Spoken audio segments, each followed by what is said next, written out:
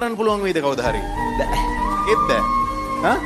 ඉතින් ඒතර කෙල්ලෙක් යාළු වෙන්නේ නැතුව ඉන්නේ මල්ලි. අවන්නේ නැහැ කෙල්ලෙක් ඕනේ නැහැ ජීවිතේට. ඇයි ඕනේ නැත්තේ? ඇයි කෙල්ලෙක් ඉතින් ජීවිතේට තනියම ඉන්න පුළුවන්. ඇයි තනියෙන් ඉන්න පුළුවන්ද? කොහොමද තනියෙන් ඉන්නේ? තනියම ඉතින් මගේ පාඩුවේ මගේ විදියට ඉන්නවා. හැමදාම ඒක කරන්න පුළුවන්ද? පුළුවන්. දැන් ඉන්න විදියට. ඇයි ඔයාලට ඔච්චර කෙල්ලෙක් එපා කියන්නේ මොකද්ද ඔයාගේ ජීවිතේට උණු අසාධාරණේ? නෑ කෙල්ලෙක් හිටියාම නීති වැඩි කොහෙවත් යන්න බෑ යාළුවොත් එක්ක ඒකයි. හැමදාම ඔය ඇවිදින්න යන්න ඕක හැමදාම කරාම ජීවිතේ ඕක පස්සට යද්දී ඕක හරි නීරස වෙනවනේ. නෑ කෙල්ලෙක් ඉඳලා තියනවද? එයා එපා කරාද එපා කියන එක? මොනවද කරේ? නවත්තෝ කියලා ගියා. කාත් එක්කද? ඔල්ලෙක් එක්ක.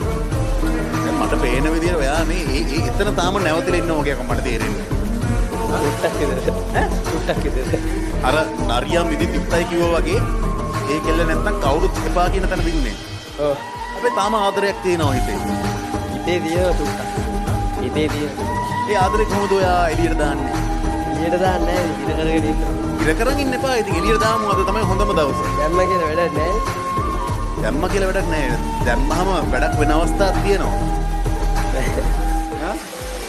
නෑ? ආයෙත් නැති වෙයිද?